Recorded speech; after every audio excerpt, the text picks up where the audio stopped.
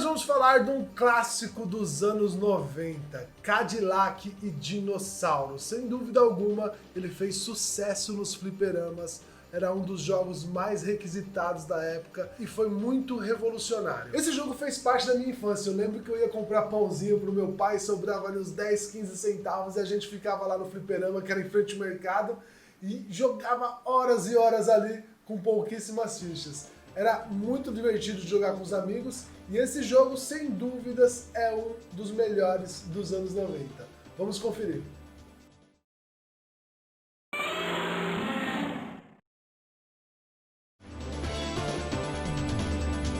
Cadillac e Dinossauro é um dos sucessos do fliperama dos anos 90. É um jogo de beat 'em up para arcade. Ele foi lançado primeiramente em 1992 com o nome Cadillacs Kyoryu Shinsei Kie. Amigos japoneses, por favor, me perdoem a pronúncia. Em 1993, a Capcom lançou o Cadillac para o Ocidente, chegando nos Estados Unidos e toda a América Latina, como o Brasil. Esse game é baseado nos quadrinhos de Shinozoic Tales, de Mark Schultz, que teve sua primeira publicação em fevereiro de 1987 e a última em outubro de 1996, totalizando 14 quadrinhos lançados. E aqui no Brasil foi exibida uma animação na Band que teve uma vida curta, com apenas 13 episódios. Eu assisti essa animação, era muito legal, pessoal, e é uma pena a Capcom não ter lançado mais jogos, né? Tendo em vista que teve 14 quadrinhos, então tinha muita história para contar do jogo, né?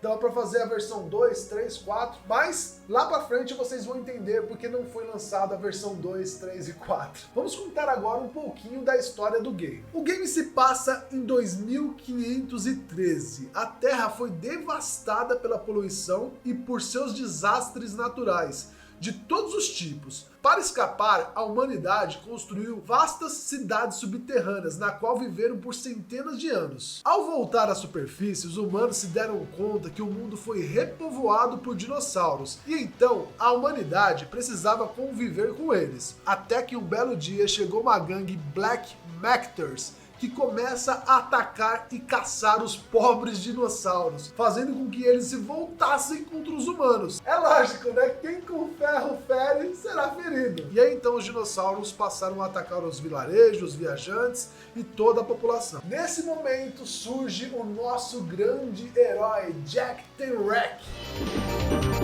Final uppercut! Alright!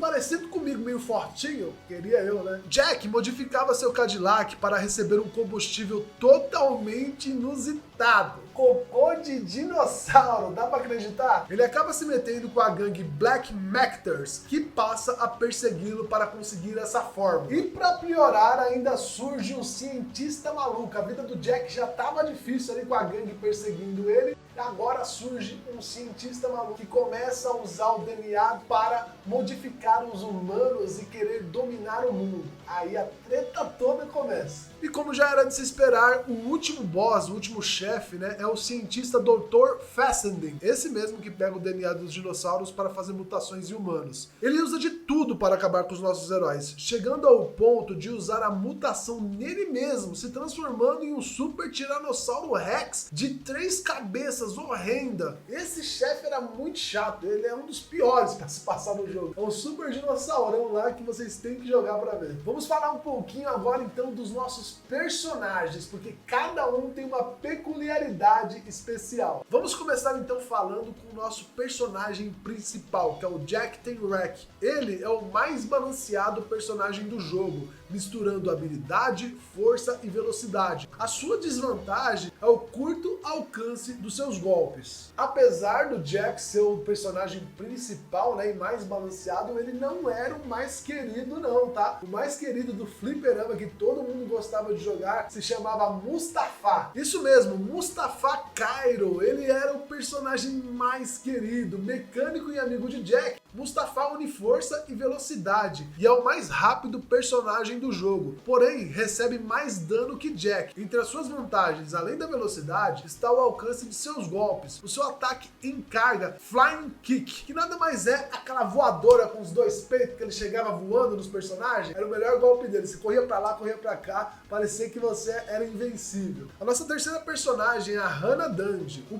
par romântico de Jack. Ela é a mais ágil de todos os personagens, mas em contrapartida é a mais fraca também. É a que recebe mais dano ao levar golpes, mas a sua maior vantagem, que poucas pessoas sabem e vão descobrir agora, é que ela causa dano extra nos inimigos quando usa itens como armas brancas e armas de fogo. Ou seja, quando ela pega uma metralhadora, uma arma ali, uma faca, uma pedra, ela dá mais dano nos inimigos. Essa é a grande vantagem dela. E por último, temos o mais fortão, mais bombado, Mes Obradovic. Ele é um personagem com um passado misterioso, ninguém sabe nada dele. É o mais forte de todos os personagens, porém o ponto fraco dele é que ele é o mais lento. Apesar disso, Mes tem golpes de grande alcance, o que dá pra você ficar com uma média distância ali, sabe? Só dando os jab ali que você tá meio que protegido. E aí você pode usar isso ao seu favor. Outra vantagem também é que ele causa um dano considerável nos inimigos e é o personagem mais resistente. Ou seja, é um dos personagens mais apelão aí. Vamos falar agora sobre a jogabilidade e a fluência do jogo. A jogabilidade desse jogo eu sou suspeito em falar porque pra mim é uma das mais incríveis desse tipo de jogo, desse estilo de jogo. Você pode se mover para todos os 8 lados, todos os personagens têm um ataque especial usando uma sequência de botões específicos, sem falar da multiplayer local da época, onde você podia jogar com mais 2 amigos, o que não faz muito sentido, né, Capcom? Porque se a gente tinha 4 personagens, por que a gente só podia jogar com 2 amigos? Tinha que lançar um fliperama com 4 amigos, né, pra gente, né, com 4 plays, com 4 controles ali, pra gente poder jogar com os nossos amigos. Mas esse é só um detalhe. Uma coisa muito legal nesse jogo é que você podia correr com 2 toques pra frente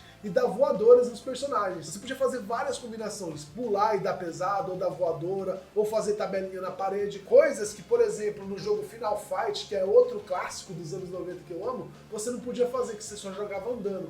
Então esse jogo tinha uma movimentação muito boa. Sem falar nas diversas armas que podem ser usadas quando encontradas pelos mapas. Algumas delas são facas, porretes, pistolas, metralhadoras, shotguns, granadas, dinamites, tinha até pedra pra você dar pedrada nos outros. E quando seu personagem morre, ele volta com uma senhora bazuca. E isso é uma coisa em particular que eu amava. O jogo tava difícil, você morreu, você já volta com uma bazuca ali na mão, você podia dar 2, 3 tiros, isso facilitava você matar aquele chefão difícil que você não tava conseguindo. O legal dessa bazuca também é que quando ela explode o inimigo, ela despedaça ele completamente, dando para enxergar os pedacinhos do inimigo. Isso se chamava, entre aspas, gore. E quando você tomava dano dos inimigos, você precisava se recuperar. Tinha muitos itens de vida que o pessoal aqui do meu bairro chamava de sanguinho, e eu conheço como sanguinho até hoje. Eu uso esse termo para todos os jogos. Aquele famoso frangão assado, hambúrguer, milkshake que você achava pelo cenário, ele fazia você regenerar a sua vida. Nossa, falar disso me deu até fome. Só que tem um porém, esses itens eram muito escassos para você achar pelo cenário. Por que faziam isso? Como você jogava no fliperama, a dificuldade tinha que ser maior e os itens de regeneração tinham que ser limitados para você gastar a sua saudosa fichinha, né? Você tinha que perder mais rápido. Você acha que eles iam dar sanguinho assim, à torto que à direito? Mesmo com tanta arma no jogo, ele não era fácil não, viu? Pois o jogo contava com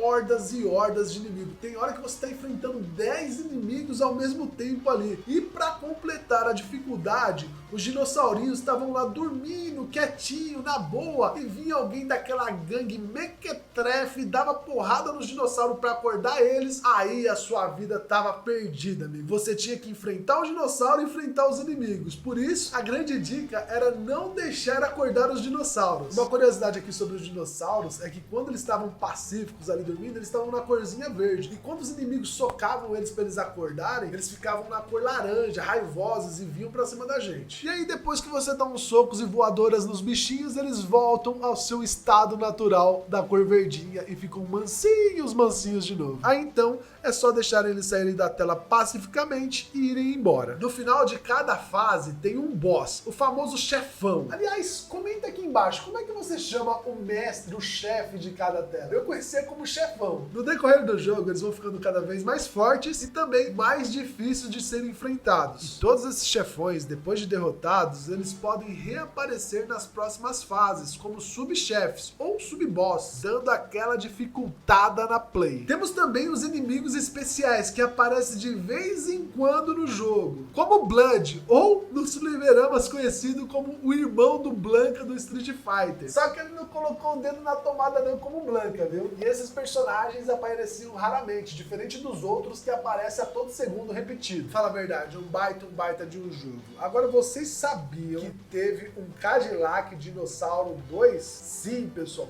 teve um Cadillac Dinossauro 2, mas infelizmente ele não foi lá essas coisas. Cadillac Dinossauro 2, o segundo Cataclisma, a tradução livre para o português, é um jogo feito pela Rocket Science Games. O jogo foi lançado originalmente em 1994 para o Sega CD e mais tarde também para o PC. O estilo de jogo é um rail shooter, basicamente correr e atirar sem parar. No jogo você controla um Cadillac e atira. Esse jogo, ele não é horrível, mas ele é meio monótono e muito aquém da nossa primeira e consagrada versão. Todas as fases são muito iguais, os gráficos não são lá essas coisas e o jogo em si tem um nível de dificuldade enorme. Por isso, ele não veio a fazer tanto sucesso e é pouco conhecido. E aí você vai me perguntar, mas Alex, por que a gente não teve um segundo Cadillac Dinossauro, sendo que o primeiro foi tão bom? Nós não temos pelo fato dos direitos autorais estarem divididos entre duas grandes empresas. A primeira é a GM, pessoal, a famosa General Motors, que produziu o carro Cadillac. E a segunda, é claro, é da Capcom, né, que produziu o jogo. E a Capcom já cogitou a possibilidade de fazer um novo Cadillac Dinossauros, mas a quantia em dinheiro que a General Motors estava pedindo era absurdamente alto. E a Capcom acabou desistindo da ideia. E aí, eu já me fiz essa pergunta e eu aposto que você vai perguntar também. Alex, por que então a Capcom não mudou o nome do jogo? Colocou Fusca Dinossauros, sei lá, qualquer coisa dinossauros, ou dinossauros no mundo, World Dinossauros, não sei. Sabe, eles poderiam mudar e eu fiz essa pergunta, mas sabe por que eles não mudaram? Simplesmente porque a Capcom não quis perder a identidade do jogo, que foi consagrado nos anos 90. Eles preferiram manter a identidade e não fazer uma segunda versão, infelizmente, para nós fãs. Agora eu falo para vocês, nós poderíamos fazer um abaixo-assinado para General Motors reduzir esse valor aí, pra gente ter uma versão com os gráficos dos dias atuais. Já pensou um remaker, né? Um remaster aí desse super jogo? Como seria legal? Eu amaria jogar, mas enquanto esse dia não vem, eu continuo jogando o clássico aí, fazendo as lives no Facebook, na Twitch, no YouTube. Então, se você não me segue ainda, já segue nas redes sociais que tá aparecendo aqui na tela e vamos jogar juntos. Espero que vocês tenham gostado da história do Cadillac Dinossauros. Em breve eu vou trazer novas histórias de jogos antigos, jogos novos para vocês. Não esqueça de curtir esse vídeo para ajudar o nosso projeto e até o próximo jogo. Tchau!